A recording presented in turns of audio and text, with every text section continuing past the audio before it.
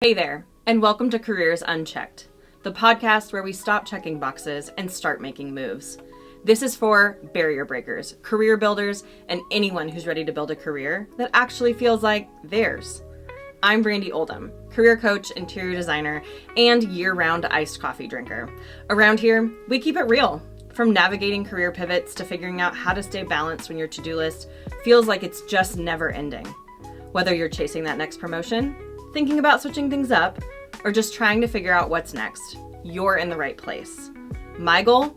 To help you trust yourself, take action that feels good, and build a career that's sustainable, not stressful. So grab your drink of choice, settle in, and let's get to it.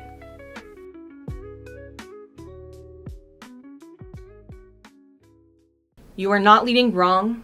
You just haven't had permission to lead like you. If you've ever stepped into a leadership role and found yourself wondering, am I even doing this right? You are not alone. It's one of the most common questions I get from clients on a regular basis, specifically from new managers and leaders. And not because they aren't capable, but because leadership can feel like this mysterious, shifting role that no one really prepares you for.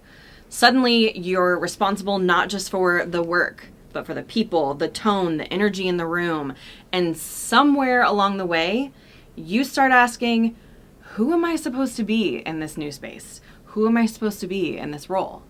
This week, I actually kicked off a 6-month leadership development program with a local organization, and we spent 2 full hours on this exact question.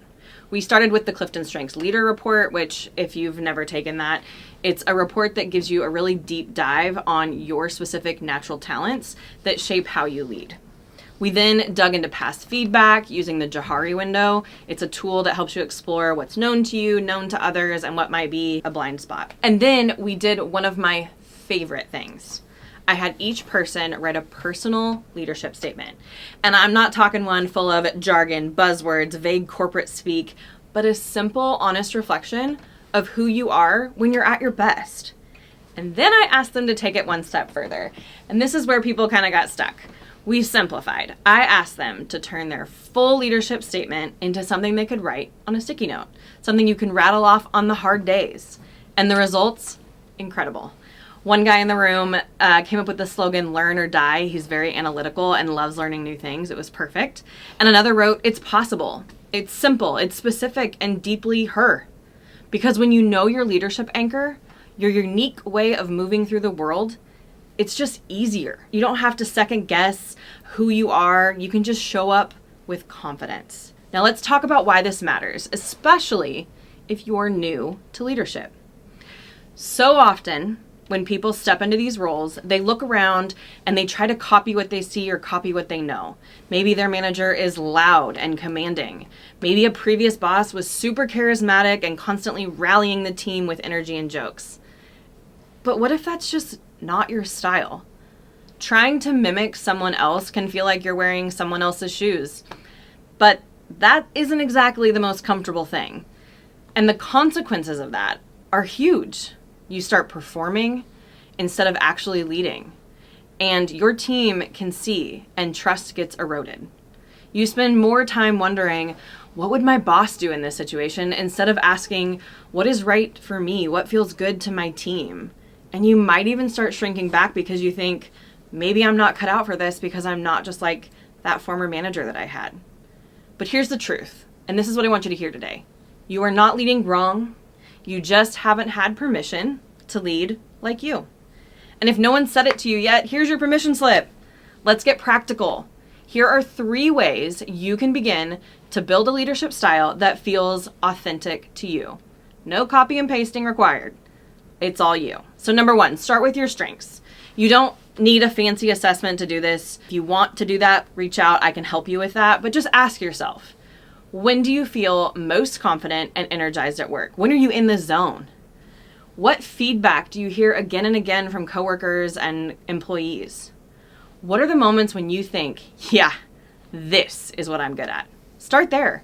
And then number 2, define the feeling. What do you want it to feel like to work with you? Do you want your team to feel supported, empowered, challenged? Do you want people to walk away from a meeting with you feeling calmer, clearer, more hopeful?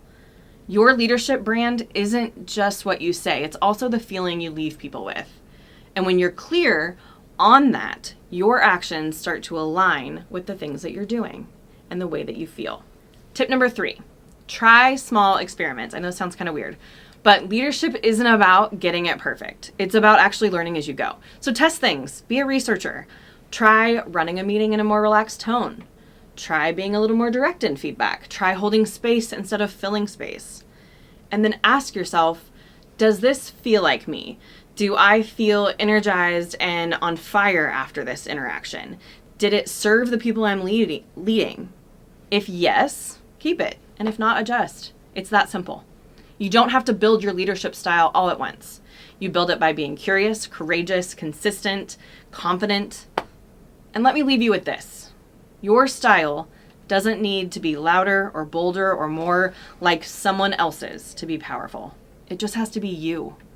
And when you lead from that place, that's when people follow. Not because they're told to, but because they trust you. Thanks for joining me today on Careers Unchecked. If you've got a career question or just need someone to bounce an idea off of, reach out. I'd love to hear from you. Until next time, take a breath, take a step, and keep moving forward. You've got this.